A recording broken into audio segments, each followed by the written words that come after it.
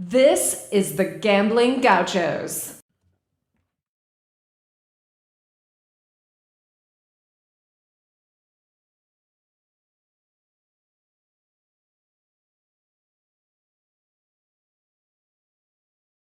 I don't usually wear it, and I've been drinking a lot of soda. Listen. And fighting for each other. And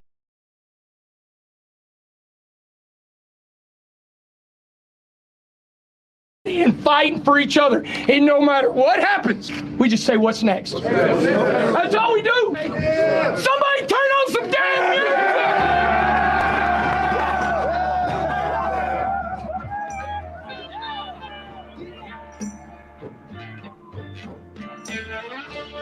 You're listening to the Gambling Gauchos. Talking Texas Tech, betting on the Big 12 and beyond. We've got everything you need, money lines, memes, and matadors. Well, you want to quit, Ethan? That'll be the day. Now, here's Kyle Jacobson and Rob Bro, the Moneyline Matadors, the Casino Cowboys, the Parlay Picadors. You see, in this world, there's two kinds of people, my friend. Those with loaded guns, and those who dig. You dig. Win. The Gambling Gauchos. Oh, and one more thing.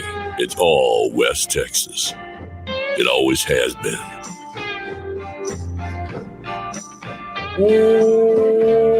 Welcome into the Gambling Gauchos. I am Rob Bro. He's Kyle Jacobson. And he is Ryan Money Mainville. We need to get back with the Sam Elliott impersonator and have him add in Ryan Mainville so we can have an alternate intro. We're here in the Cardinal Sports Center studio. If you need to gear up for the Christmas season, it's the officially 12 days of Christmas that Cardinals is doing. Follow them on social media, Twitter, Instagram. They'll give you the deal of the day all the way till Christmas. They have the Vault collection of hats they just put out that are electric. MyCardinalSports.com or live in person in Lubbock. They're on 8th-ish? And Slide. How are you doing, boys? Doing great. Shout out to Cardinals. Got a location in Plano, so if you're in the more eastern part of West Texas, closer to my neck of the woods, go see Cardinals in Plano's. I'm feeling better than a team that just came back from the largest deficit in NFL history.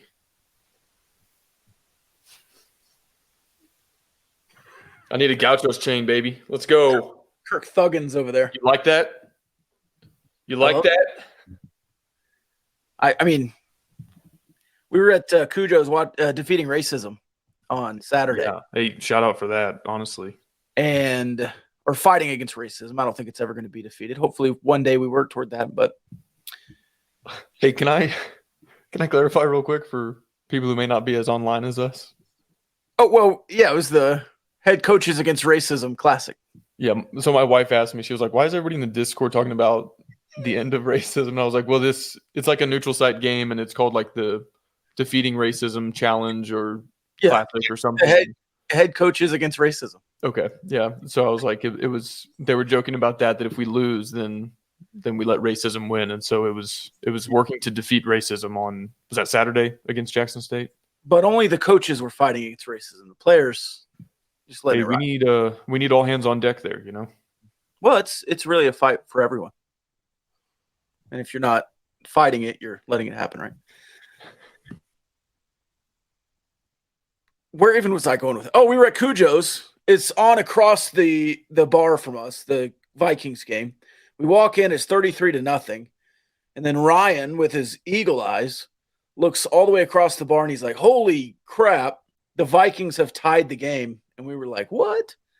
So we had to get the manager over to change another TV closer to us. It was also a whole fiasco to get the HBCUGo.TV app on at the bar, but graciously, no free ads, but Cujo's did get it on for us. So the way I found out about the Vikings game, I don't know if anybody cares, but I was tuning in early. I was going all around Dallas-Fort Worth house shopping, and it was like 16-0 when I was tuning in on the radio. I was like, well, great.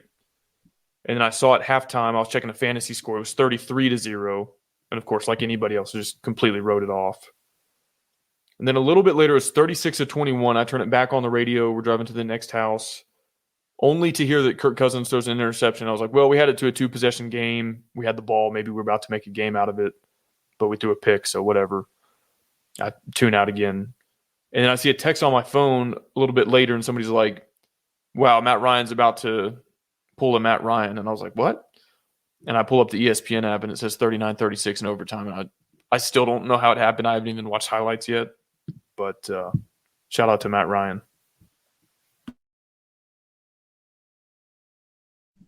I have too much fun with this thing on the YouTube. Anyways, I was driving over, listening on the radio, and the color guy was like, oh, man, so when do these guys think about just quitting and taking Justin Jefferson and Kirk Cousins out?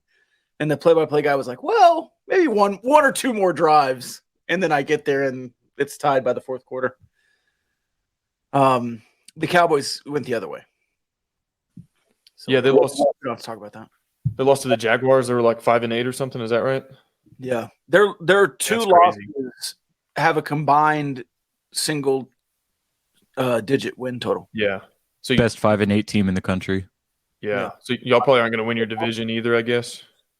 Well, it's not the worst division in football. So dang. So y'all have to go on the road in the playoffs? That sucks. Yeah, to Tampa Bay. Y'all don't get to hang a banner for winning your division? No. Dang. Are you going to do that? Yeah. That's a little AFC East AFC title game, Colts banner-ish. So y'all are going to have to go to like San Francisco in round one? No. Tampa Bay. Is that it? 5-4, yeah. Yeah, Tampa Bay. Yeah. Yeah, I guess we'll get like Taylor Heineke or Daniel Jones in the first round. I would not brag about having to get Taylor Heineke. Why? One of the best quarterbacks in the NFL. Okay. He's a winner, man. Okay. He's a winner. Yeah. He's the second best quarterback in the NFC East. He's the second best quarterback on his team. Yeah. Behind who? Carson Wentz, when healthy. Carson, the one where the head coach was like, "What's the problem? Why are you starting off so bad?" And he was like, "Quarterback." Ron Rivera said, "Quarterback." And then tearfully defended him. Yeah, because the owner was like, "Hey, what are you doing, man?" How many times has Taylor Heineke won the job out of camp over a healthy quarterback in his career? What's his record? You're not going to answer my question. Why are you? You just want to argue tonight? No, I'm just saying Taylor Heineke has like never even been the best quarterback on his own team. It's a narrative that you're saucy, but you're defending Carson Wentz or Taylor Heineke when the records on the field are drastic in the last 2 years. No, I'm not being saucy. I'm just asking you a question and you failed to answer it. Because it was a leading question that doesn't have anything to do with performance on the field. It's just because coaches never get it wrong out of camp. I said he was the second best quarterback on his team. And you were like, oh, how could you possibly say that? And I was like, well, he's never won a job out of camp over another healthy quarterback. So,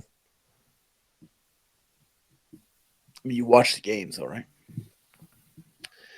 So today on the show, we're going to talk a little bit. How is that obfuscate? That is not obfuscating. We don't need – see, this is a narrative. This is a narrative. It spreads. Thank you, Dale. Kyle, keep this thing. Ryan, you're along for the ride tonight, man. Any bowl games that you've watched that have meant anything to you? Because so far, they've all been bad. SMU BYU wasn't too bad. I enjoyed that game. SMU just crumbling down the stretch, but that was a fun game to watch. But yeah, other than that, it's been tough sledding. Watched Florida avoid being shut out for the first time in like 40 years by drilling a field goal late into a bowl game. So pretty electric, I guess. I'm ready for some Texas Tech football. Yeah, that one, Kyle, we got that one wrong. Yeah, I think I'm going to go Costanza mode on bowl season the rest of the way out because using my normal train of thought has been completely wrong. And it's not just a bad streak. Like I hit World Cup, I hit NFL this weekend, but I just can't get the bowl games right. I blame it on the opt-outs and transfer portal. I'm 6-3 in the bowl pick'em, but the 3 I missed were awful, and the others are like I don't feel good about it. Like the only one I feel like I nailed was Louisville. Hand up, I did not submit a bowl pick'em. You're in the group. You just didn't. It's not locked. You can pick every other game. I told everybody else to, but I didn't submit my own. Well, you're in the group, so you can go pick the rest of them if you want. If you want, you don't have to. You'll just start 0-9. Yeah, that's kind of pointless. I'm in 4th place. Didn't know that until just now. Hey, there we go. 5-4, sitting pretty. Oh, so who's? Wow, we don't need to go over. Money Mainville. Oh, it's 6-3. Why are you rolling your eyes at me, dude? You just never miss a chance to pat yourself on the back. Never. I've never missed. Ryan, since you have those up, do you just want to read the next, I think, till Thursday? Because there's one on Tuesday, and we can knock some of those out real quick. If you still have them up.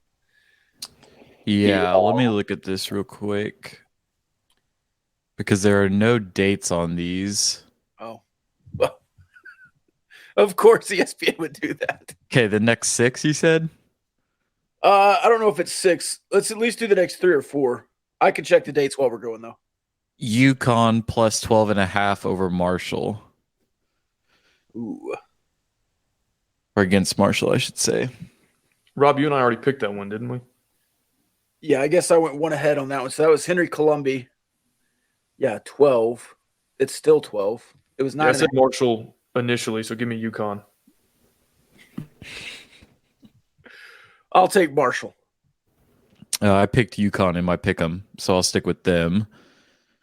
San Jose State, 3.5 point favorites over Eastern Michigan in the famous Idaho Potato Bowl on Tuesday. Yeah, somebody's getting French fries dumped on them. I got SDSU. SJSU. SJSU. -4. Yeah, I'll trail you there. I don't know anything about Eastern Michigan. Well, cold weather, Idaho. Yeah. The weather. San Jose State too? The weather would lead me to take Eastern Michigan, so give me San Jose State. I'll take Eastern Michigan. I'm going to fade Kyle tonight. Toledo, Maction, 1.5 point favorites over the Liberty Flames. The Boca Raton Bowl, roofclaim.com, Boca Raton Bowl. The roof. I picked Toledo. Maybe. Or .org. No free ads. I'm also going to go Toledo because I believe they still have their coach. Yeah, I think the line is already going to Toledo -5. You said 1.5, Ryan, but that's some pretty. I'll fade the steam and go Liberty.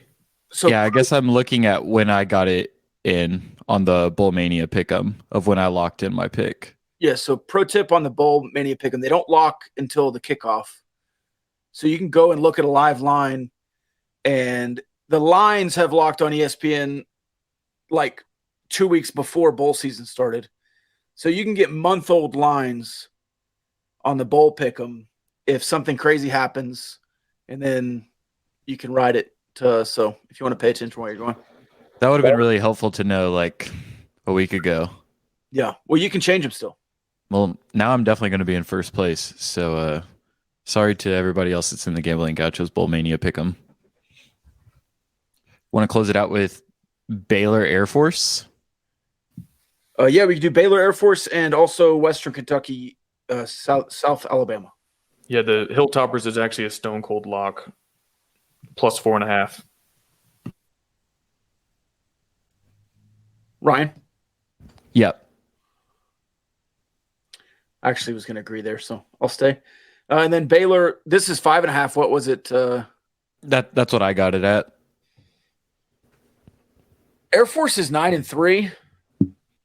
I'm not really a pro Big 12 guy in the bowl pick'ems, but I am going to fade Baylor. So I'll say Air Force. I picked Baylor initially. I may flip though. I don't know. We'll see. Yeah, I support the troops. Give me Air Force. So you've got a +2 differential, not a -2 differential. If you're watching the stream, you saw that earlier.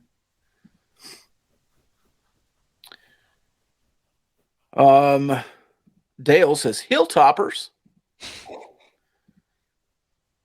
And then the Baylor time of possession offense against Air Force's running game, is that a big time under game?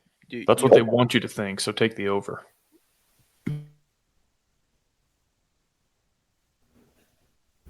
What's the total at? Does anybody have it? I can pull it back up. I got 47.5 right here. Do you still have it, Kyle? 48. So, yeah. Yeah, I'd probably take the under. Close, but yeah. 17-21 game. I'm really curious about the psyche of Baylor playing a bowl game in TCU Stadium. It's so weird. Yeah. It really is. Big Hen says over. Also, you're getting some Riz God comments over here, Ryan. My gosh, Ryan could be a hell of a DJ with that announcer's voice. And then Big Hen says, need to hear Money Mainville pull down one of those guitars and play some licks. Big Hen, I will shoot you a message on Discord because you are a Parlay Picador. And if you are not a Parlay Picador, you should be. You can support the Gambling Gauchos on Patreon for a very affordable price of $5 a month and become a Discord member. But yeah, any guitar performance is going to be exclusive content. That's got to be paywalled. Yeah, that's like the latest and greatest benefit to joining on Patreon is that Ryan will serenade you for 30 seconds. Nice. I will. I'll take requests too. I'm trying to think. Sometimes a singing voice is a little different than a talking voice. So I'm trying to guess your maybe your range. I'm a terrible singer. Some gravel in the voice. But I'll sing for Big Hen. He's excited. Family show. Do you all have like a go-to karaoke number?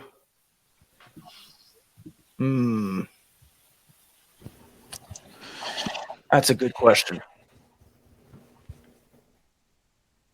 No. But I feel like I could nail a couple songs, but they'd have to be like right there in the middle. I can't go too high or too low. Maybe like a Three Doors Down kind of jam. Like Away from the Sun? Yeah. Or maybe like I think it's the same song. So Far Away. The thing about karaoke is you've got to like vibe check it. If you're doing this like really emotional, sad song and you're like bringing down the mood of the whole bar. Yeah. So Away from the Sun is like a little bit serious, I think. Like one time I was at a karaoke bar and this guy wanted to do Tim McGraw, so he did Don't Take the Girl. And I was like, dude, we're all like out here taking shots and you're Don't Take the Girl. It was like, couldn't you have done a different Tim McGraw song? All right, so if the Gauchos were a band, we got lead guitar up here in the top right corner with Ryan, or maybe rhythm. I don't know what he does. Well, Kyle, what would you? Of course, I don't want to say you short there. Kyle, what would you be the drummer? Can you do some percussion? Would you? I mean, just lead singer? Is that you're the front man? I would do. I play the bass in real life, so I would probably be like the energy guy, and so y'all give me a guitar, but we won't hook it up, and it'll just look like I'm playing, and I'll like headbang and all that, and nobody will know any differently. Ryan wants to know how the band would break up. Obfuscating, of course. No. He'd be like, no, actually, I sang the right song. We said we were doing the set list in this order, and you guys are actually the ones who screwed it up. We'll be trying to pick a draft order for the set list, and Kyle will try to think of the most convoluted way to do it. And I could think of something really simple, and then there would be a big argument about it, and we'd all walk off. Yeah, great, Rob. Just find the website that generates your random idea and can execute it for us, and then we're in business. Pretty much Poor Ryan, dude. We like invited him on this podcast. He's like, "Oh yeah, I want to be the third Gaucho," and all he does is watch his parents argue every episode. It's part of the fun. So that's the bowl season update. Do you have any signing day tidbits? Not like if you, again, we say this all the time. If you want like legitimate recruiting news, there are guys that cover that full time. You can go find that. We the three of us, a couple of big J journos in here, but the three of us are, we just do it for fun mostly. At least the recruiting stuff. Is there any transfer portal or signing day, not scoop, but something you're looking for in the class? Oh, I did want to say, the fastest class in the country. Is that legit? And then there's 7. I think there were 7 players that topped a certain speed. That's a speed threshold they look for in a high school class. And you have 7, and the next highest was like 5 in one class. So when Blanchard says he has the fastest class, he's meaning it. Yeah, they're definitely looking for a certain type. I think I've given this tidbit before, but Miguel Dingle, the linebacker from South Carolina, I want to make sure I get this right. I think he's one of like 8 or 6 linebacker prospects, high school linebacker prospects, who runs under a certain time in the 110-meter hurdles. And every other linebacker who's run under that 110-meter hurdles time has made it to the NFL, except for one who was involved in a forklift accident. And we actually have Dingle committed, who fits that profile. And I think they're working on a flip for a second linebacker prospect in this same class who also fits that profile. So they've got a type. They want speed. And then they've not neglected the trenches either. I mean, there's a lot of guys on the offensive line and defensive line expected to be part of this signing class. And so I love the balance. We've heard him say mass kicks ass. And also they believe in having a lot of speed at the skill positions. If you can hit those evals and develop properly, that's obviously a great combo. So I think they're doing it the right way, and excited to see what these guys look like in 2 or 3 years. Yeah, I think the trenches will kind of continue to be the focus of recruiting classes over the next couple of years, just because it's something that the staff has mentioned over and over again, and it's also been a particular weakness for Texas Tech. But man, looking at the transfers, like I'm really excited to see what CJ Baskerville can bring to this team. I think that safety unit now with Baskerville and Owens back there next year, that's a really fast group, and so looking forward to getting him in the backfield and seeing what that secondary can do. Hopefully coverages over the top are a little bit tighter than they were in 2022. I think you're looking for certainly that has been a position of need.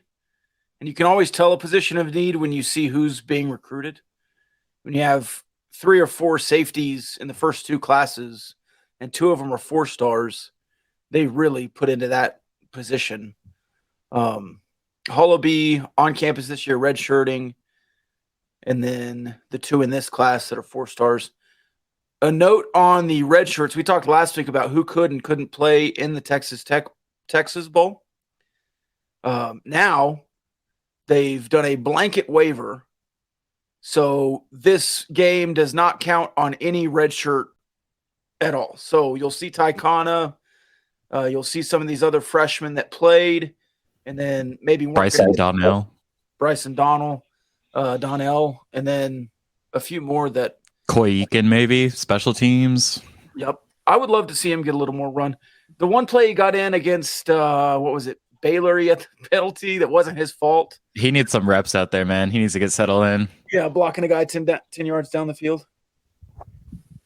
That rule makes so much sense. I'm almost surprised that they implemented it. Yeah. That's kind of what Joel Klatt was saying. No, never mind then.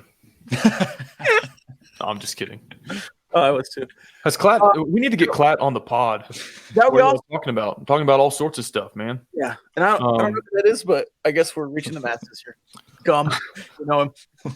We need to get Klatt on the pod 1 year later and be like, "Do you want to walk this back at all? Like, I know that you're buddies with Matt Wells, but can you see why the change was made, and can you acknowledge that progress has been made, even if you didn't necessarily agree with the timing or how it was done, that ultimately it was the right decision?" Do you think he, A, would come on? B, probably not. But B, remember that we had a hey buddy quote off, me and him? I don't know. Hey guy. Hey pal. Some of those guys have long memories. Like we probably can't get Fran because of you. And no, I should rephrase. We can't get Fran because Fran is soft. Yes. Based on an interaction he had with you that was not your fault, but Fran's. I quoted Fran and he was like, "You mischaracterized." Like, yeah, I said it. Yeah. What's that joke? Well, then, like, Goodman surprised me. I mean, I called him a POS, and he was like, "Yeah, I'll come on y'all's podcast." And so I was like, "Okay, I wasn't really expecting that. I was kind of trying to burn that bridge." And then he was nicer than I thought he would be. So I could see Klatt going either way. I could see him being like, "No, I'm a little bit too good for that." But I could also, maybe if he's cool like Goodman was in that one instance, Goodman certainly hasn't been cool since then. Maybe he would. I don't know. Fran was really good at the backhanded compliments too. He was like, I really like to come on little radio shows like yours. Like, oh, thanks, Fran. It's like in the little towns around. It's like that. You're doing it again, Fran. Yeah. Speaking of long memories, I remember that because it was. Anyways, Klatt would definitely never admit he was wrong, so he would fit in on this podcast. That would be a disaster. Oh, can you imagine the three of us going in a circle? All of us is going, no, that's not what I said. I've never been wrong on the internet. At least I think it's a bit for me and you, maybe. Well, for you, yeah. Well, hey, you know what else is always right, Rob? Rahino barbecue? Yeah, go ahead and finish the ad read. Or you don't? You asked me the question, and now you're getting mad at me. I'm just messing with you. Rahino Barbecue. They were in Lubbock last Saturday. They had Santa Claus out there at the West End. So I did what I always do. I went and got 6 meals for the wife and I. And we had Rahino Barbecue for the next 3 days. Still not too late, hopefully, to get in a holiday order if you want one. I would certainly recommend a Christmas brisket from Rahino Barbecue. Give them a follow on socials at Rahino BBQ. You can order ahead, RahinoBBQ.com. They've got a mobile food truck that goes all across West Texas, and their home base is out in Alton. Open Thursday through Saturday every week. And longtime sponsors coming up on a full year here with the Gauchos. So we've seen them come a long way, and we've come a long way alongside them. So shout out to our friends at Rahino. If you're coming back for the holidays or something and you haven't been back to Lubbock in a while, definitely check them out. We're always getting asked what are the good food spots in Lubbock, and Rahino Barbecue tops the list. Just a note, if you want to do the Texas Trinity barbecue dinner for Christmas, you'll need to get your order in today, the 18th. So RahinoBBQ.com. I think they said on Instagram earlier. But you could order every day for the holidays and then just have it and then warm it up.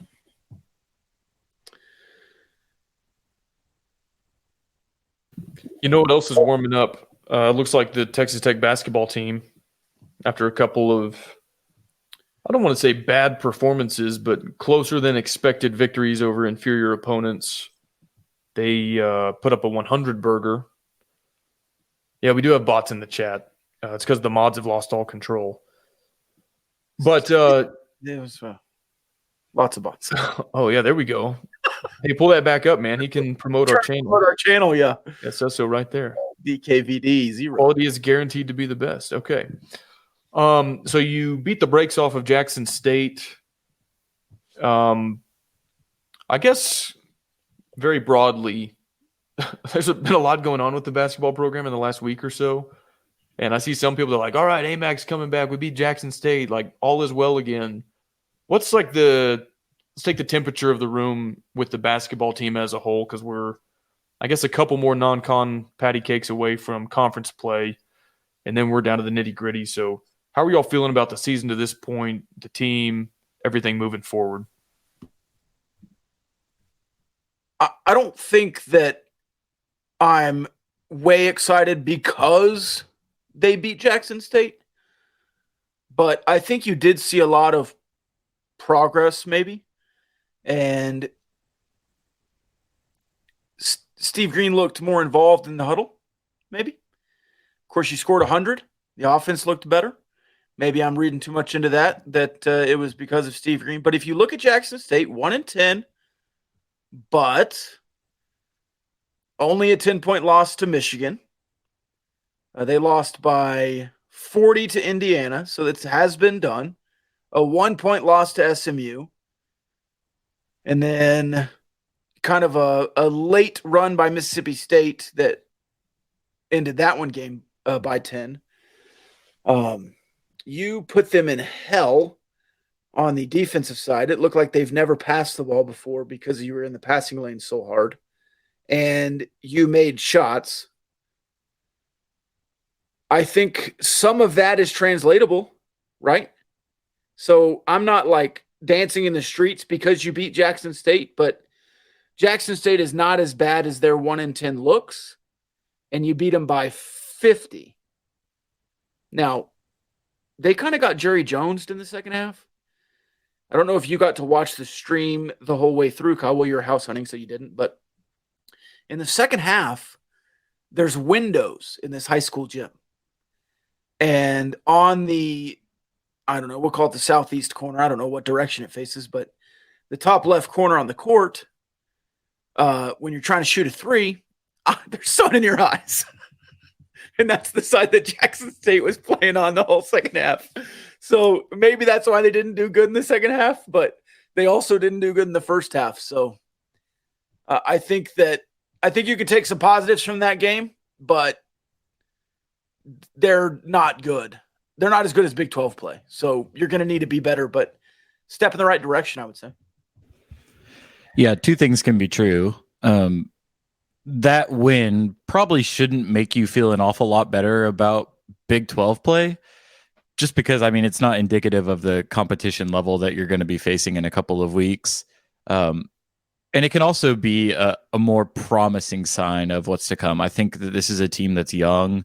They haven't played a lot together. And I mean, really through the first couple of games of the season, you're seeing things and it's like, hey, this is starting to work. There are some guys that are playing well.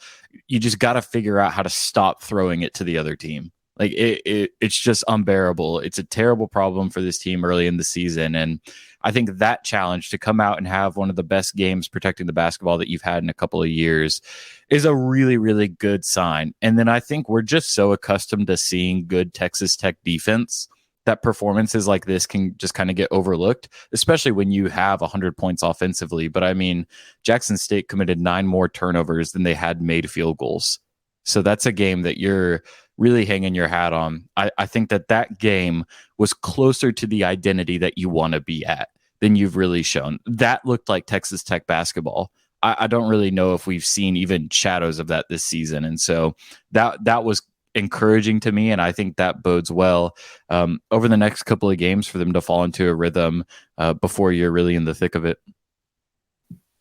Ryan, I've asked you this question in different formats a couple times throughout the season, but is Lamar Washington your sixth man now?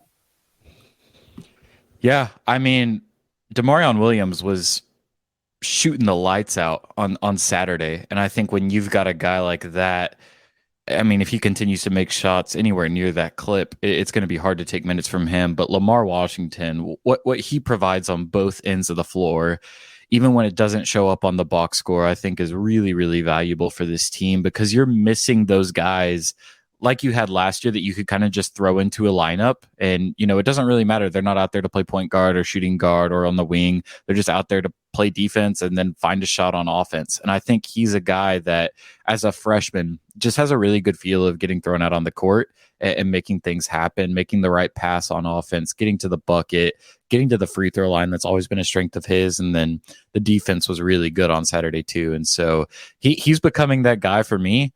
But I think right now with the lack of front court depth, KJ Allen, man, the case just keeps getting stronger for him to get minutes. And I have been pessimistic on him as a regular contributor in this rotation, but I mean, he's making a case for himself. I almost said something harsh. That was his best game. I was going to say that was his first good game, but that was his best game this year.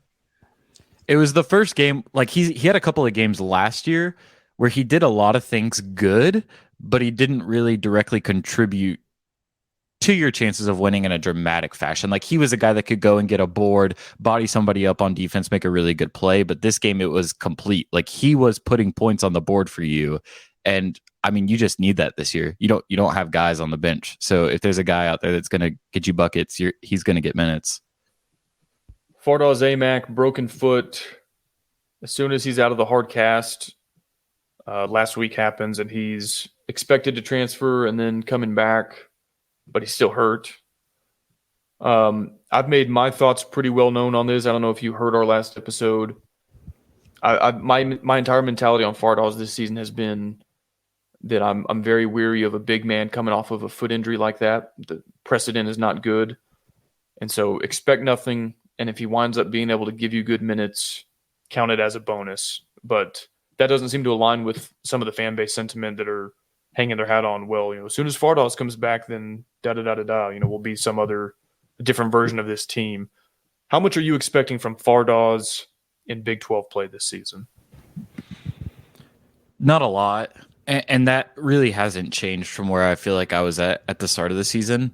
I mean, like you mentioned, he's a big dude. That's a tough injury to suffer and to come back from, and then to be playing against arguably some of the best athletes at this level. And so it's difficult, especially with the way that spacing tends to work on the Big 12. You're out on the perimeter a lot.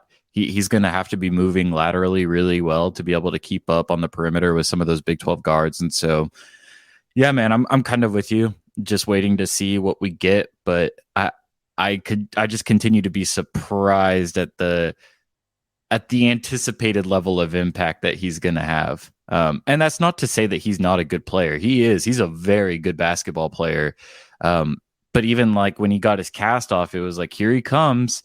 And it's like, man, he's learning how to walk. Like, he hasn't walked in months on his bare foot. He's literally learning how to walk right now. And so I think it's just keeping expectations in check and hoping that you just get something out of him really this year. And I think you will. I don't think that he'll exactly be the caliber of athlete that he could be without injury, but he's going to give you something at some point down the stretch this season, I think. A question from the chat. Was that Green's true offense we saw? It was a season high, I believe, or at least a month high in 3-point attempts, but you had more possessions and you only shot 37%, but you scored 102 points. Pop Isaacs, 0 for 5 from 3, and you scored 102 points. That's got to feel pretty good. Of course, you scored in the paint a lot against Jackson State, and they just couldn't do anything about it. He's still playable, though. It's just an off night. Yeah, I would say. Borderline unplayable if you can't make a 3-point shot. But and then Washington, this is from Mooney, says, Washington feels like a true point of attack guy, especially on defense. 94 feet guy. That guy attacks on defense and attacks the rim on offense. I really like how he plays. He plays at an angle. The dude is always just seemingly on an angle, like running or defending on an angle, which I love. There's going to be a Big 12 game this year where you're in like a 4-point game with 6 minutes left in the game, maybe less, and he's running a press and he gets a steal and gets a bucket that swings the game in your favor and you win. I just see it. I see it already. If AMAC contributes to the team, it'll be seen in a fresher Bacho throughout the game. That's kind of what I imagine his realistic ceiling being. If Bacho's playing 30 minutes a game, AMAC plays 10, they're never on the court at the same time. And I'm not trying to minimize AMAC because, like Ryan said, he's a great basketball player. But the only reason I'm skeptical is because of the injury and how feasible or not feasible it is to come back quickly from that. And so I don't have this, image of him playing 24 minutes of crunch time basketball in Big 12 play. But if he can spell Bacho and give you 10 and rebound, draw some fouls, make some free throws, then I would consider that a positive addition to this team. So we'll see what he does, I guess. But yeah, I'm curious to see which version of this team we get rounding out the non-conference slate. Are they going to put away inferior opponents or let them hang around like they've done a couple times?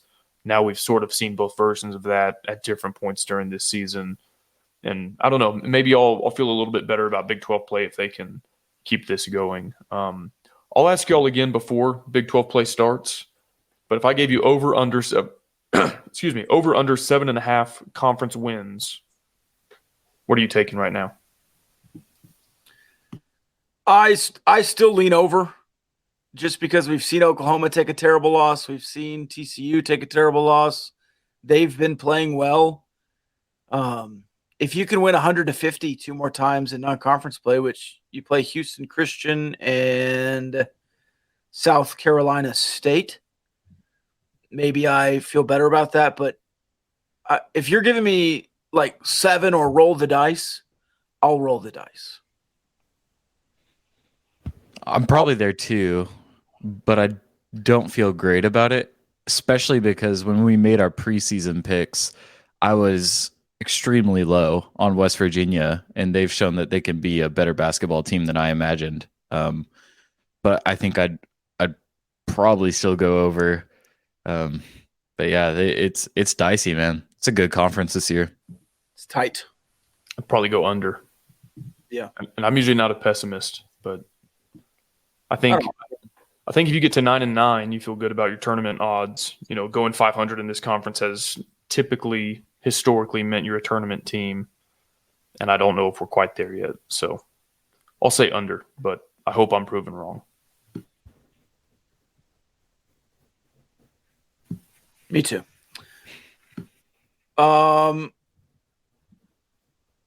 Anything Houston Christian, South Carolina State? I mean, you play one before Christmas, one after Christmas, and then New Year's Eve is TCU. So you got about 2 weeks, and you play 3 games. And TCU, if you had to choose an opener, a ranked opener, I guess that's the one you choose. But man, I think that game will tell you a lot, because you're either in Fort Worth getting hammered, and then you're really feeling bad about 7.5, or you go play good in Fort Worth, win or lose, and you kind of say, all right, we can do this. Maybe make a little noise in the Big 12.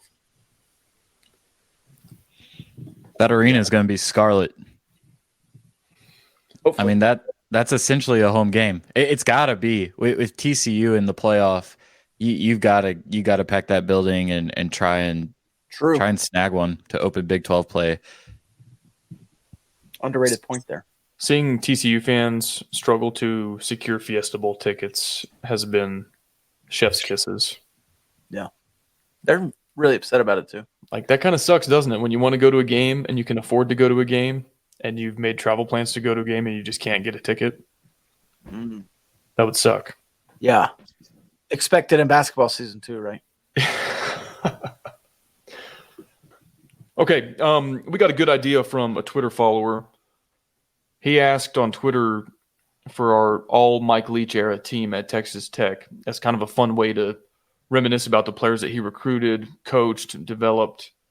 And rather than answer on Twitter, I was like, well, let's the three of us kind of bounce that around and remember some dudes from 2000 through 2009. And then, Rob, you had the idea of making it more like a fantasy football draft.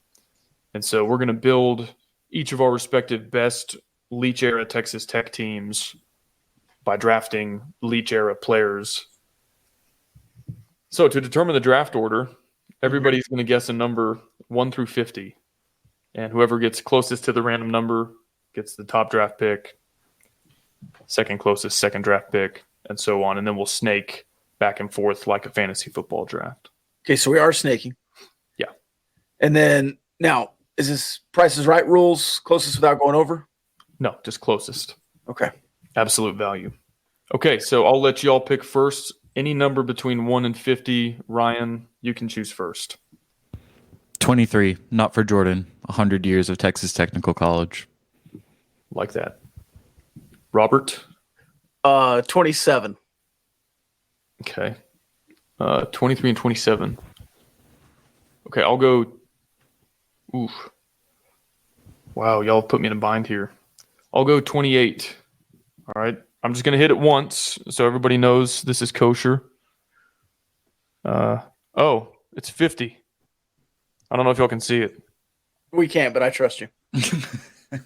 So that would mean whoever picked the highest number. Oh, that was me.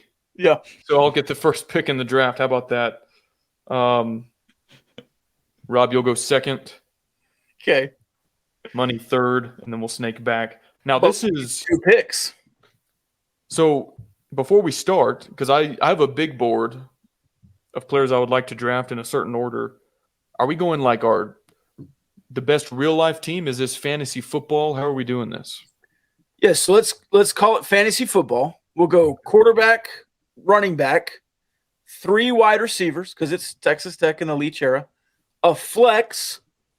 So if you want a 4th wide receiver or a 2nd running back or a Cole Roberts tight end. By the way, if we don't pick Cole, one of us has to, right? He's on my big board. Don't worry. He's on my big board too. Yeah. And then let's do an offensive line, pick a year, and then a defense, pick a year, and then a kicker. Okay. All right, I will kick it off. I am going to draft. People are going to be surprised, I think, and you might get some heat for this, but it's the right pick. Yeah, I'll justify it a little bit. We don't have time to justify like every single pick. I'm drafting Torian Henderson because in fantasy football, a running back who can catch passes is absolutely lethal. That's reason number A. That's reason number 1. And he not only did he catch passes, NCAA record holder for receptions by a running back. Reason number 2, there's, in my opinion, not a shot at any other running backs in the Leach era. Kind of a big drop-off after that in terms of career production. So I'm taking Torian Henderson, number 1, locking in the running back position. And Rob, you're next. Crabtree. Oh, do I need to? I don't think I need to.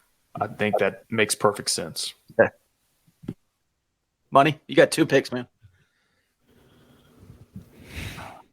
You know what they say about fantasy football and the fact that you're not supposed to pick a quarterback in the first round, especially when you're talking about Texas Tech players.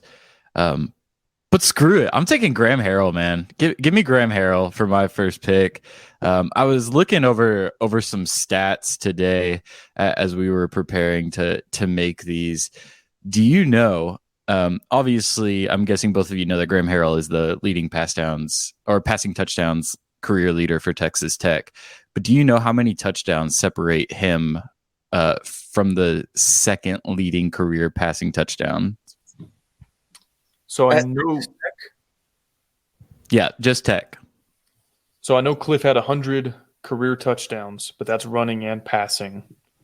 He's the only other one who had the luxury of starting 3 seasons. So I would guess he's not too far behind because of that volume. He's second. I'll say that Harrell has Cliff beat by 18 touchdowns. How many did Harrell have, did you say? Yeah, it's got to be around 20, 25. I think Cliff had 90, 92. Graham Harrell 134, Cliff 95. 95. That's crazy. 39. That's like another full season. Yeah, I was very surprised by that, and that's why I'm going Harrell. Well, Cliff just had one big year. Cliff number 4 on my quarterback big board, by the way. I'll reveal to y'all some of my big board positions if y'all want to, because there might be some surprises on there. All right, number 2 for money. I'm gonna go Ricky Williams. That's a good pick. Give me a running back. Little Ricky. Good pick. The little Ricky. Hey, can I clear the air about something? That you're not a Longhorns fan? Point of personal privilege here. Just a slip of the tongue on one of our recent episodes. When I was talking about Texas Ricky Williams and Texas Tech Ricky Williams, I referred to Texas Ricky Williams as a Heisman Trophy winning quarterback. And I just want everybody to know that I know Ricky Williams played running back. I just slipped up and said the wrong position, but I'm not a moron. Anyway, go ahead, Rob. All right, so you went Ricky Williams. I'll take Shannon Woods, get my running back off the board. For a lot of the same reasons, you took Torian Henderson. He was a 1,000-yard career catcher, 2,000 yards rushing. I might even have that backwards.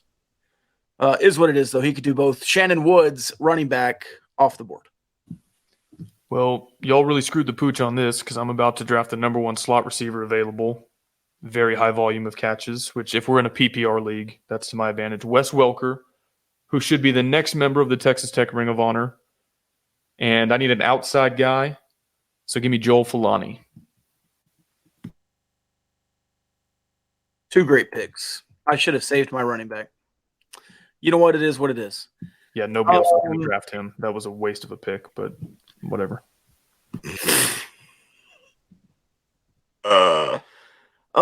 Let's see. Going on my board here. We'll take Carlos Francis as next best available. Speed burner, Carlos Francis. The most underrated wide receiver in Texas Tech history. I would not argue that too long. Look at the career numbers. He's just barely below some of those guys we talk about being like Hall of Fame, Ring of Honor types, and he doesn't get nearly the credit. Good pick. He was going to be my snake pick here. But I'm going to take Nehemiah Glover at the wide receiver position. Suffered some injuries his senior year in 2004, didn't get to play as much, but 2003, man, over 1,000 yards, 14 yards per reception, 9 tutties, really good season there. So he's going to be my first wide receiver. And then, man, I'm going to follow it up and I'm going to take my flex and I'm going to go Mickey Peters, the old tight end position. That's going to be my pick here. Mickey Peters. For some reason, we got an unforgivable. I want to assume that it's because we didn't take Wes Welker before Shannon Woods. I mean, if I wanted to draft a return guy that early, I would have. I'll take Lyle. I'll take Lyle Leong. Finished his career in 2010, but second in touchdowns, Lyle Leong, all time. He's not a player Leach guy, but so yeah. How are we handling this? If you played 1 year for Leach, is that enough? 2 years. 2 years. Okay. Yeah. 08, 09. I know. I'm not asking about Lyle Leong in particular. I'm asking for future draft picks. What's the threshold? I would say if you had one solid year. Okay. Yeah. I mean, his big year was Lyle Leong's big year. The 19 touchdown year was after, but if we're going career, he was recruited by Leach. Is that good enough? Yeah. Oh, the unforgivable was for Kyle saying Ricky Williams was a quarterback. That's fair. I can ask for your forgiveness, but I can't demand it. So, I need some help from the crowd here. I need another outside guy to go opposite Fulani. Are we thinking? Could Jarrett Hicks play outside? Do you think, or is he more of a slot guy? I was thinking he was an outside guy. Okay. Struggling between him and D-Tron. I'll go Jarrett Hicks. And then I'm not 212 Jarrett Hicks. Do what? 6'3", 212. Yeah, Jarrett Hicks. Yeah. Oh, dude, my roster's salty. And then at the other slot receiver, because I'm going to play 4 wide, probably no tight end, Danny Amendola. Y'all gave me Welker and Amendola, and I've got the best running back in Texas Tech in Leach era history, and I've got 2 dudes on the outside. So good luck. Fair enough. Ryan, will you remind me of your 2 picks so I can not double take one? I have Harrell, Ricky Williams, Nehemiah Glover, and Mickey Peters. Nehemiah. Oh, Mickey. I forgot you took Mickey.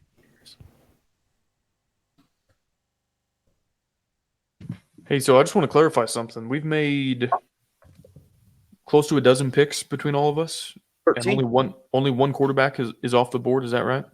Yeah. Okay. That's true. And Danny, one of my favorite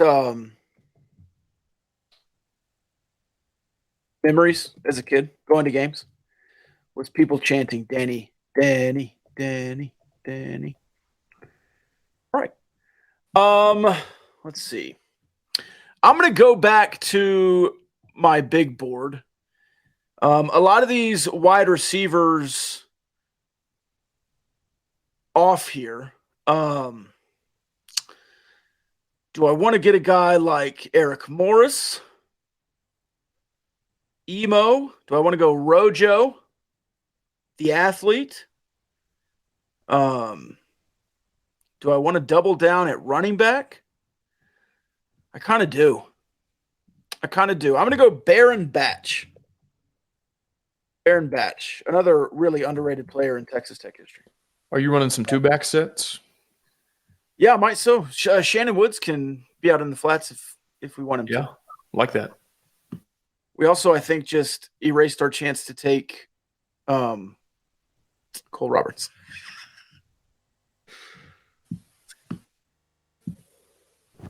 Yeah, I'm gonna take Eric Morris. That's my pick here. I got one more spot to round out my wide receivers, and so I'm gonna take Emo there. Baron Batch is a sneaky good pick, though. I wanted that one. Was wondering if somebody was gonna get them for his or get him for their flex, but with Eric Morris off the board, I'll snake back around, and you know what? I'm gonna pick the 0809 Texas Tech offensive line. Go ahead and get a group of guys that Graham Harrell is familiar with, a group of guys that was one of the best in protecting the passer and establish the run a little bit here and there when the Red Raiders very occasionally decided to do so. But that was a good group, man. Yes, it was, and maybe the all-timer there. Does anyone want to guess what the worst offensive line in terms of sacks allowed per game in the Leach era was? 2000. 2001. I think it's 0506. It may be 01. I've got 0506 in my notes. They allowed 3.4 sacks per game. Does that account for that 01 team's got to be higher? Yeah. I would think on like a per play basis that it was a lot better in the middle of the Leach years than at the beginning because Cliff got destroyed all the time. But I don't think they were as like up tempo, shotgun and all that early on with Cliff. But I don't know. And then that 0506 team, my other note on that was they were actually last in the country in protecting the quarterback, allowed 3.4 sacks per game, which is pretty crazy because Texas Tech this season is allowing 3.5 sacks per game. And they are not last in the country. I think they're like they're pretty low. They're like 118th or something, but not dead last. I think it's to you, Rob. Sorry. Not dead last. Kyle's about to go BJ like the big brain he is. I'm looking at the board here. I'm just tracking if I filled out my roster and then just tracking the picks. So I'm trying to go back and look through, but I am going to let the fates decide my quarterback. And I think I can slide the receiver I want another way. And I'm going to take the best defense, which is the 2008 defense. I'll take the defense off the board first. Okay. I didn't know we were drafting an offensive line unit, so I did not get to do a ton of draft prep. But I think I read, Rob, ahead of our interview with Cody Campbell, that the 2004 offensive line had one of the lowest sack rates in the country that year. I think a Manny Ramirez and or Louis Vasquez was on that roster. So give me the 2004 offensive line. And might have been later, but for a defensive unit, I'm also going to go with 2004. Well, no. I'm backpedaling. The pick is not in.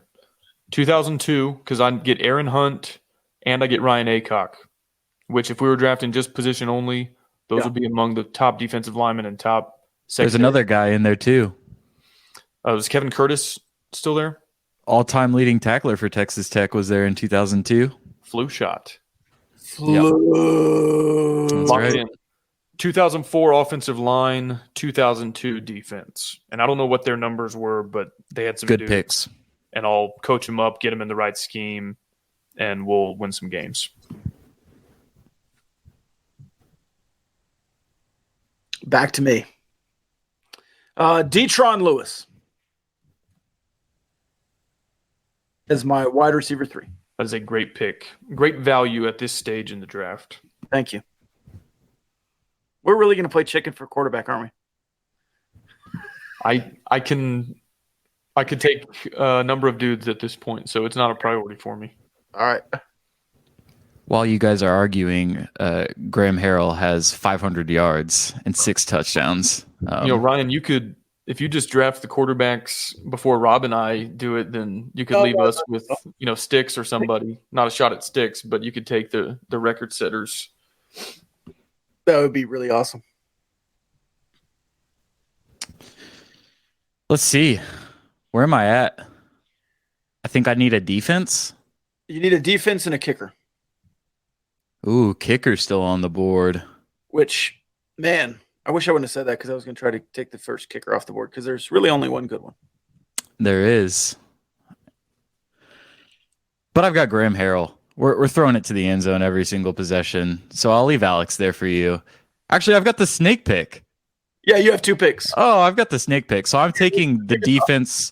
Whenever Aaron Hunt was on there, I think somebody already took 2002. So Can I take 2001 and just get dibs to Aaron Hunt, the best pass rusher in Texas Tech history? You have and the same dudes as me, but just one offseason. Different years. One offseason lighter, weaker, and slower than I've got them. No, man, they've been practicing against Graham Harrell's defense. You don't even have a quarterback. Who are they practicing against? And then, I'm taking Mr. Alex, 48 career field goals. That's an easy pick for me. And I think that's my team. I used to work at a soup kitchen with Alex Trelika's dad, Gerald. I'll take Matt Williams. I'll take Matt Williams just for the story. You going Linwood?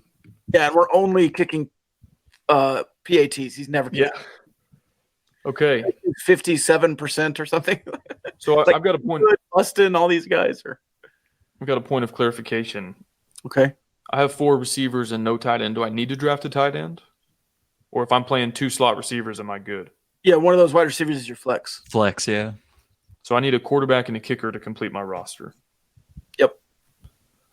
I will take... Man. This is like my head is telling me to take one guy, my heart is telling me to take another. Give me... Man. All right, I'm going to take Keith Toogood for my kicker. Okay. Here's what I'm struggling on with quarterback. Great name, by the way. I think Cody Hodges is the most underrated air raid quarterback. Yeah. And if he had 3 years, we would talk about him the exact same we do Graham Harrell. I think B.J. Simmons has probably the second best season of any Leach quarterback. Mm-hmm. B.J. will also get mad at me if I don't pick him. Oh, BJ's already mad. BJ's already mad because we're at pick 24 and he's not off the board. He got Aaron Rodgers. Well, he doesn't need any more ammo, right? Like, he's got all these reasons to dislike Kyle already. Uh-huh. I kind of want to take Hodges, but I'll take B.J. Simmons. And I'll leave Hodges for you, and I don't love that for you, but I'm taking the gunslinger, the NCAA record holder, until Bailey Zappi got a hold of it last season. Give me B.J. Simmons as my quarterback.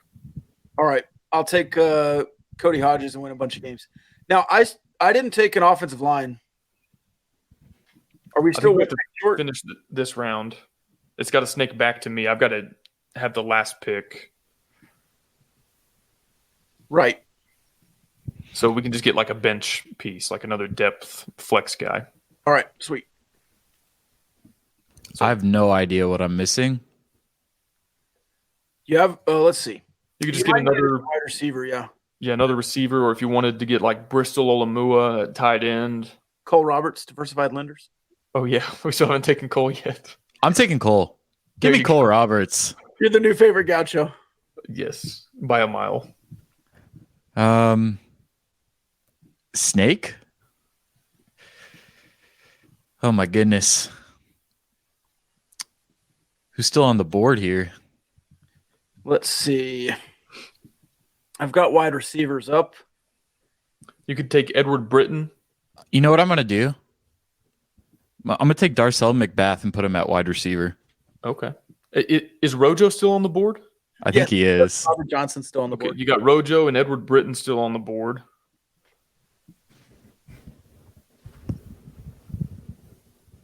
But if you want Darcel, we can. I do. All right. Yeah. Ball hawk. Also play him on defense. And then I'll pull a Ryan because I was going to draft the 08 offensive line. I'll just take the 07 offensive line. It's a good move. All right, with my last pick, I need a guy who's not going to be in the starting lineup. I need a locker room guy. I need a culture guy. I need a guy who can maybe be another coach on the sidelines, another set of eyes. Give me Lincoln Riley as my bench player / future grad assistant analyst. Lincoln Riley. I love it. I have no idea how long that took, but it was shorter than I expected, especially after our pre-pod discussion. It's only about 20 minutes. Let's go us. Yeah, I'm curious. We'll post those. I'll make a graphic for everybody's team and put it on Twitter. Yeah. And curious to see everybody's feedback and if there was an oversight that we're not thinking of. Somebody's like, hey, y'all should have picked this guy. I bet Rojo will be one of those. Oh, yeah. From my big board, Johnny Mack. Oh, poll for the best team? We want to let the people vote? We'll do a poll. No poll. Because people just don't like me personally, and so I always lose the polls. We'll do it on Twitter blind. No, it's not. All right, yeah, we'll do a poll. We'll do a blind poll. People like it. No, it can be. I'll attach my name to it. That's fine. Alex Torres, somebody says. And then Rojo. Well, I think Torres. I don't know if he fits the criteria. Yeah. Nobody said Adam James? We're trying to honor Leach, not. Oh, okay. Yeah. Sorry. Final thoughts? The diversified lenders mailbag? Oh, yeah. Or everything okay over there, Rob? Drop my phone. Do we have any portal talk, or did we catch up on that? Some football guys, I think, have hit the portal since we last recorded, but I can't remember. From Tech? Yeah. Did y'all talk Pearson? Yes. Bleedy? Yep, we got Bleedy. Yeah. I think we got everybody. Maybe that's the last of it for now. Yeah. Still think there could be more. But, yeah, shout out to the guys who are staying. And if you're staying in Lubbock, we hope that you will use StayTrig. Book at StayTrig.com. Use the promo code Gauchos for 10% off your first booking. StayTrig is your local option for a short-term vacation or home rental. And here's the deal. Every single StayTrig property is professionally furnished and decorated to an upscale standard. So you don't have to pay the last-minute hotel rates. Don't have to roll the dice with an Airbnb. Stay local. Stay with StayTrig. StayTrig.com. Promo code Gauchos gets you 10% off. We want everybody to come back to Lubbock for graduation, basketball season. The holidays are coming up. Or maybe you're here on business. When you do travel and stay in Lubbock, stay with StayTrig. Okay, diversified lenders, Discord mailbag. If you want to join the Discord and submit questions on the mailbag, patreon.com/gamblinggauchos. It was a lot of fun the last week because basketball was just absolutely out of its mind. But cool little community that we're building, and we want you to be a part of that. So patreon.com/gamblinggauchos if you're interested. A lot of exciting new members this week, too. Storms are brewing. That's right. Okay, Rob, do you got it?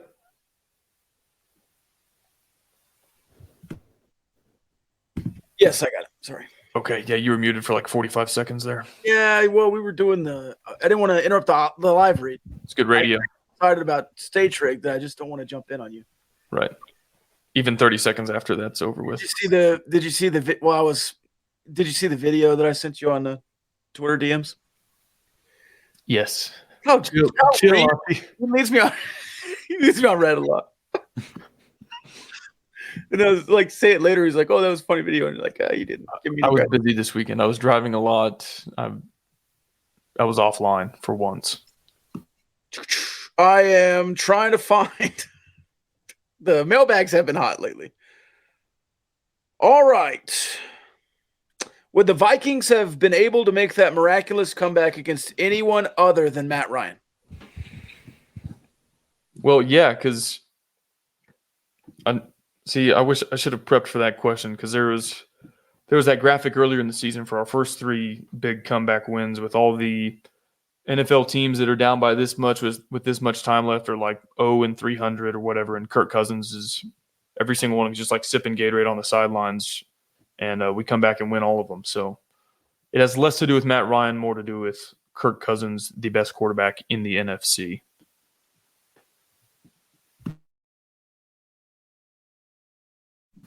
You're sticking to that? Yeah, why wouldn't I? If you could give any Tech athlete a do-over in their career, who would it be? Ryan, you go first on this one. Do-over is a big question. Yeah. Because that could mean like injuries, guys I thought were good but just didn't pan out, guys that transferred. I'm going to pick Fardaws Mac and just give him a healthy foot. Honestly, that's going to be my pick. Lots of options here. Jarrett Culver. I just want that national championship game do-over because he, didn't close out. Can make another shot maybe. Baseball, I would say Josh Young, one of the greatest of all time. I would love to see that 2019 again. Of course, he did everything right. Dustin May in baseball, career do-over to actually accept his scholarship to Texas Tech. That would be fun. Lots of baseball options like that. Football, in the Discord, somebody says Patrick Mahomes. Like, career do-over in another time period? Or like with a defense? Yeah, career do-over with the defense. Like, if you gave him a career do-over in the same time period, the same thing is happening. Like, could you get him now with Joey? Could you get him with Leach? That would be more fun than just having him relive that again. Can you repeat the question? If you could give any Tech athlete a do-over on their career, who would it be? Stephen Gingrey is a listed guy as well. Because that's what I was thinking, like injury-wise. Tyler Shuck? I'll take it a different way. Since we're talking about Rojo and some Leach guys, I, of course, love Sonny Cumbie and Cody Hodges. But we never saw the Mike Leach offense with a true dual threat quarterback. And Rojo was an insane athlete. Yeah. I kind of would like to just know what that would have looked like for 2 seasons of him running the offense. Would we have installed any kind of quarterback run game? What kind of productivity would he have had scrambling? And so he doesn't need a do-over from a lack of productivity standpoint. He was a great receiver here. But if I could have his time in Raiderland again and see what it looks like in a different version, I'll choose Robert Johnson. Slim says Keenan, the Elite 8-year, healthy toe. Yeah, that's a good pick. What about BJ Simmons, but they have real quarterback competitions in an offseason, and he gets to beat out Cliff? Yeah, what if BJ was a 4-year starter? Yeah, or a 2 or 3-year starter. Because, I don't know if this is fair to Cliff or not, but the way I envision that is that if Cliff was the better quarterback the 3 years that he was starter, the gap maybe wasn't that big, if at all. Yeah. And so Cliff had the benefit of longevity, put up great career numbers.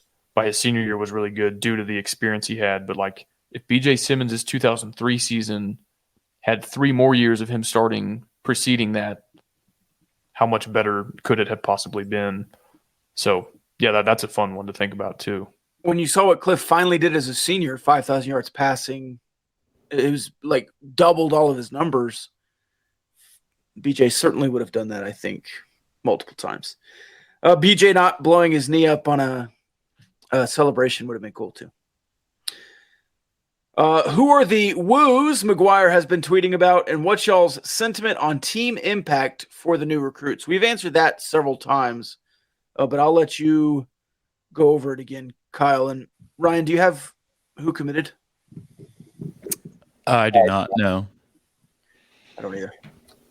Yeah, I don't know for sure who committed, but I know they're targeting a lot of guys in town last weekend. A lot of guys in town. Yeah, hosting some visitors for like a last-minute deal ahead of signing day. So I think there could be a couple high school dudes to round out the high school class, and obviously some portal guys that you're hoping to have more of an immediate impact. Really, I think you just need to sort of connect the dots on, like, okay, Philip Bleedy left, so you need, an experienced defensive lineman who can add some depth there. So I wouldn't be surprised to see somebody that fits that mold. We've long thought or known that they wanted more speed in the wide receiver room. So if there's a portal spot open for a speedy wide receiver, you might see somebody who fits that profile. I think they could still maybe use some help on the offensive line. So maybe some transfer types that have some experience on the offensive line that could contribute immediately. So we'll see. I mean, we'll know soon. The signing day is right around the corner. And then I guess some portal guys might take more time to shake out. But, it should start coming together pretty quickly here. They'll pick up after the bowl game. It'll be pretty quiet for the next 10 days, I think. And then after the bowl game, there'll be some movement. I don't know if you caught it, Kyle, but Ryan gave me a harsh eye roll there for that. I don't remember. You said Tyler Shuck for your career do-over. Pretty harsh over there. On a team that couldn't stop playing three quarterbacks. You're going to give one of them another shot. Is Matt Wells still here if Tyler Shuck's the starter all year? This is now, again, we hammer Swamp Donkey a couple of times an episode, it seems like.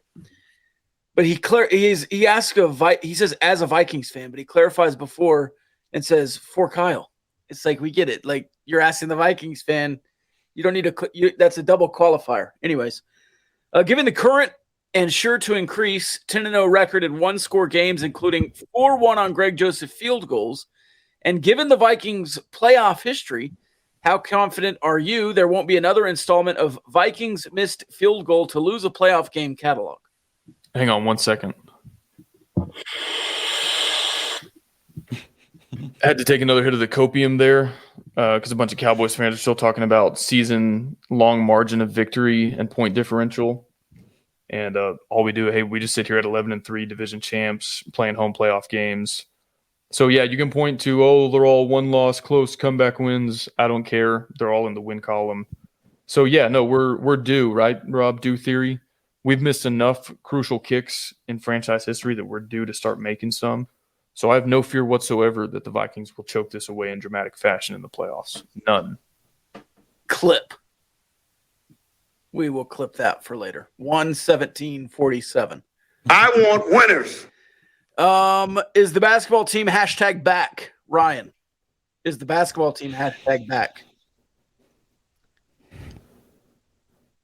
To what? I don't know. Back to back. Yes, they're back. Back to drama. I really like this career do-over question. I want to make a live submission to the Diversified Lenders mailbag. Are you doing a do-over of your answer? No. Oh, okay. Completely different question. I'm still taking Fardaws Amac. If you could take one guy, or no. Oh, yeah. Kalen Geiger and Adonis Arms, which one would you rather have an extra year of eligibility to still be playing on this year's edition of Texas Tech's respective team? Yeah, I would go Arms too. I thought you were going to say which one would you rather start at Texas Tech and get a full career from. That's also a question. But I don't know if if it was Bryson Williams and you could have 5 years of Bryson Williams or Tariq Owens or Matt Mooney, I don't know if I would want 4 years of Adonis Arms because when he got to college, he was 5'10". And they said that a lot. So What if he comes in at 6'6", yeah, if you and get then has another 9-inch growth spurt? if he goes full Dennis Rodman. I'm not taking shots at anybody here. Uh-huh. I think collectively as a fan base, we might misremember a little bit who Kalen Geiger was. Let's hear it. He had 1 touchdown in his 1 season in Lubbock. So we appreciate him for coming. Yeah. But his stat line in 12 games, 43 catches, 533 yards, 1 touchdown. Is that above replacement for like anybody else on the roster at that spot? I would have loved to have seen that with a different situation. Yeah, I think it's a what if for me. Or like, what if you could put Ezukama in this offense? Yes. Oh my God. I would love to have Lord Hezekiah. have mercy. Okay. No. If I could have one guy in recent memory in this offense, it's Kiki QT. Antoine Wesley. No. Dude, Kiki in this offense. Straight down the field, yeah. Oh my gosh. I just realized that we're doing the thing that whenever it's a tweet and it's like guys only want one thing and it's to sit around and name random sports players from the last 20 years. Subscribe to the Gambling Gauchos, man. Exclusive content here. It's my favorite road trip game, just naming random football players. But no, I think Kalen Geiger's 2 seasons at Troy were better than his 1 season at Texas Tech. So give me Adonis Arms, because especially this season, you need depth on the wing. Yeah. And he was great defensively. I would take Adonis. Yeah, I'm taking Arms. I think it's just an interesting question. 2 guys that were here for a year. You got a glimpse of something that looked promising, and now they're both kind of teetering in the professional ranks. I just think it's interesting to think about. If you could have one guy for his whole career, would you want Tariq Owens or Matt Mooney? Owens. Or Grant Williams? No, Owens, because he's a unicorn. As good as Matt Mooney is, there are other really good point guards, but Tariq Owens is like one-of-one type territory. How many blocks at Texas Tech would he have had? Isn't he like he's all single season leader? But isn't he like top 5 or 10 for career with just that 1 year? Yeah, it's crazy. I might take the over at 200 career blocks for Tariq Owens in 4 years at Texas Tech. We had 110. What's the record? I would have to go back and look. That's a great question. Start, bench, cut: Vasher, Ezukanma, Antoine Wesley.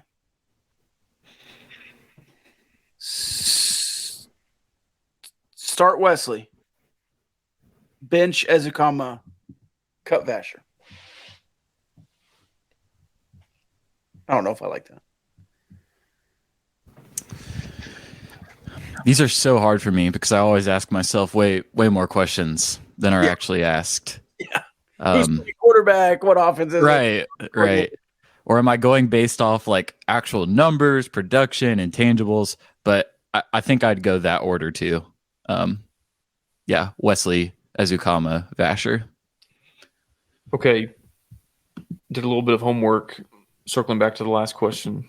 Tariq Owens had 92 blocks in his career as a Red Raider, which was 1 season. That is absurd. I was trying to do the math in my head and make it make sense for a total, but that is incredible. 92 blocks. That's like just for 2.5 a game. For some perspective, 3rd place on the all-time blocks list, Will Flemons had 109. And so he was very close. Like another half season, less than half a season, and he's got it. And if he was here 4 years, the all-time record is 162. Tony Battie, and he would own that if he played 2 full seasons here. So, I am starting Ezukama, benching Wesley, cutting Vasher. If I didn't do what I did, I would do that. Where does that go ahead? I was gonna say do the Gushers one. Because I've got some spicy takes here. Were you about to ask me an Alan Bowman question? And I do want to talk Gushers. But yeah, where does Alan Bowman end up? What do you mean? Well, he's transferring from Michigan. He just recommitted. I'm just reading out the mailbag, man.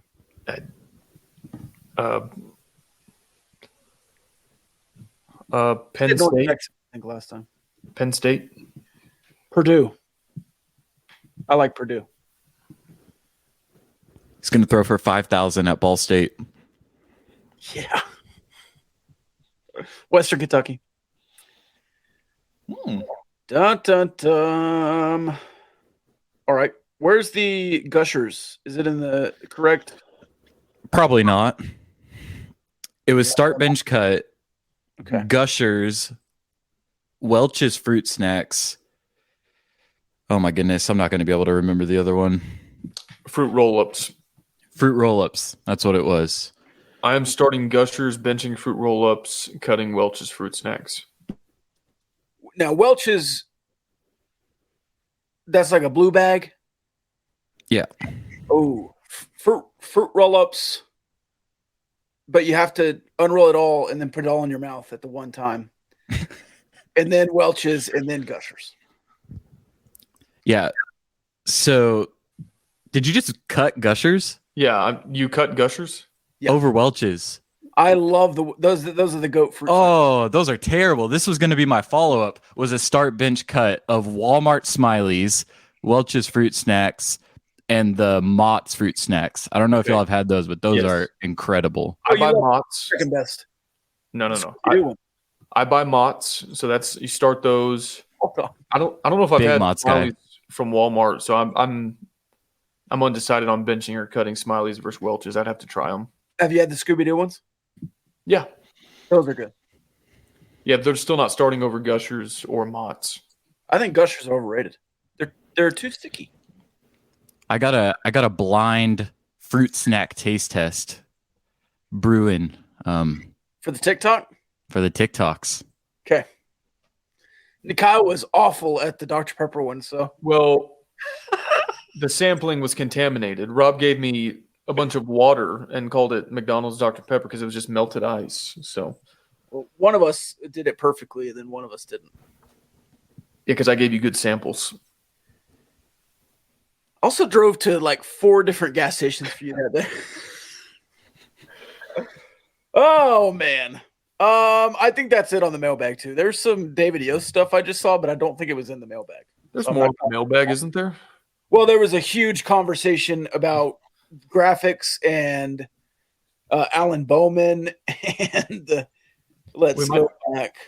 It doesn't surprise me that the mods on Discord have lost all control, but we might need to re-explain what the mailbag is for. It's where you ask questions, yeah, and then we answer them, not where you carry on a long conversation and then we have to dig through pages and pages to find the questions.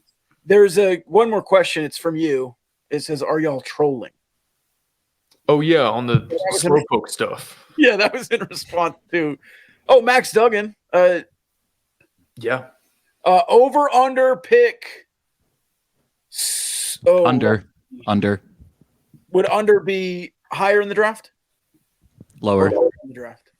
Lower. I like Duggan. I would pick him if I was a GM. Okay, so pick 75. Oh, he'll go after that. He'll go in the 4th round. 4th round. Yeah. So be the so over under 5th quarterback off the board. 5.5. Under. Under is like this is Like he's gonna go after 5. Okay.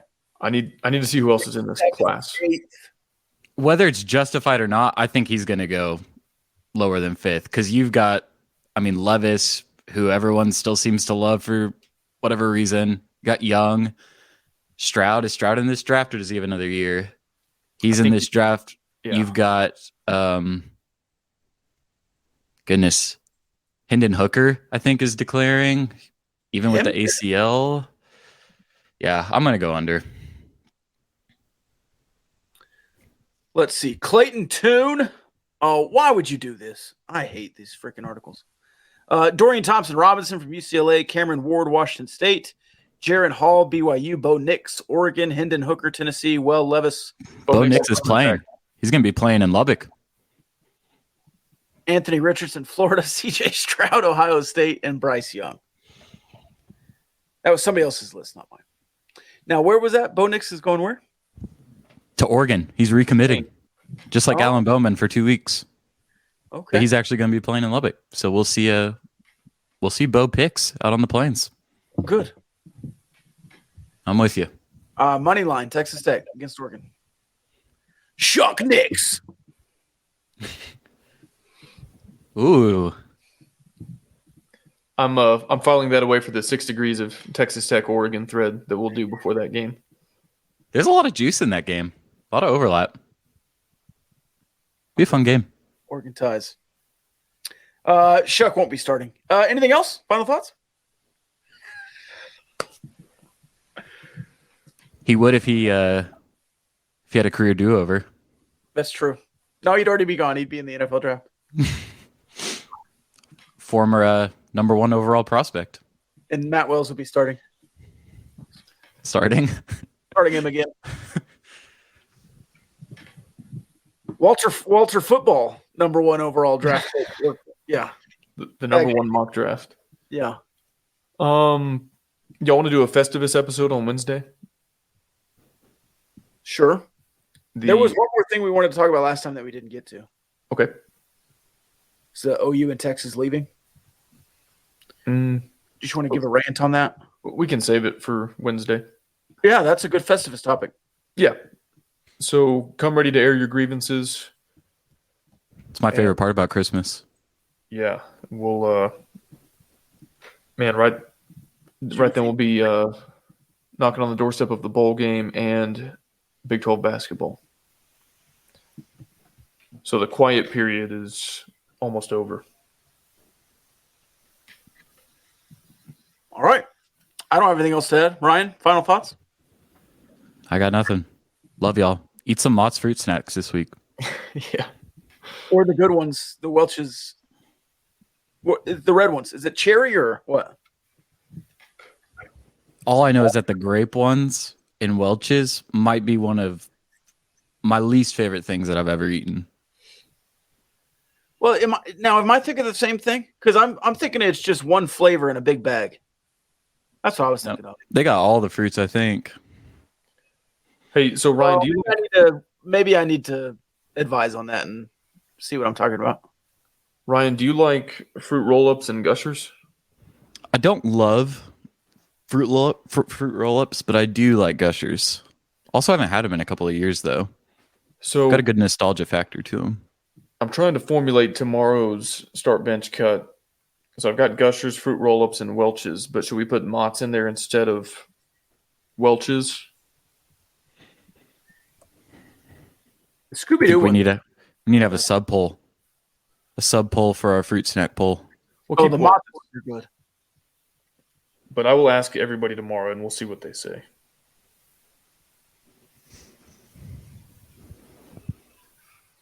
I'm trying to remember what the Welch's cherry only are great. Yeah, that's what it was like a bigger bag. Got them at like the magazine sale. Do y'all ever have magazine sales? And you get prizes? No? If you do eat fruit roll-ups all at once, you could pull a tooth, and that would be a catastrophic injury. Is there something we could do about a catastrophic injury? I forgot that was a risk when you ate a fruit roll-up. Yeah. But yeah, if you needed to sue fruit roll-ups, call our friends over at Barnett, Howard, and Williams. You know them from Gaucho's After Dark this season. Since we don't really have any After Dark content to speak of at the moment, we'll just shout them out here. BHWLawFirm.com. Now, how do you know that they're the best attorneys in the state of Texas? Well, all 3 partners are double Texas Tech grads. That's how you know. They are based in Fort Worth, but they handle cases all across the state of Texas, including one of the only law firms in the state that is certified for Title IX student litigation. So they hope you never need them, but you've got somebody good in your corner. If you do, BHWLawFirm.com. Oh, and shout out to Argentina for winning the World Cup, the Gauchitos. You know, when they lost to Iran in match number 1, it's Iran. There was never a doubt in my mind. I was like, you know what? They're going to win every single game after this. Zero doubts, zero worry. some guy Thomas pulled a tooth out with a milk dud as a kid. Yeah. That's believable. Those things are resilient. A coworker just ripped a tooth out with a dot. Also believable. Cut dots. Always cut dots. I wouldn't need a dot. So I don't get it. Like a Tyler Shuck pass knocked their tooth out? No, a Kirk Cousins pass. Oh, there we go. Okay. Hit her right in the face. Are we ever going to end this? They lost to Saudi. Not that matters. Not Iran. That looks bad on me. That looks like I don't even follow the sport of soccer that closely. Or geography in the Middle East. That almost makes it look like Ricky Williams. That almost makes it look like that game was at 4 a.m. and I didn't even wake up to watch it. And that's tough, honestly. That you don't care about the geopolitical atmosphere and would mix a country like Saudi and Iran. Yeah.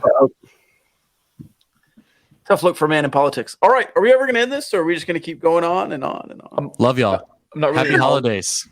I'm more Subscribe to the public Gauchos. policy. Ryan wants to leave so bad. All right. See y'all. You have to say it, Kyle. Oh, yeah.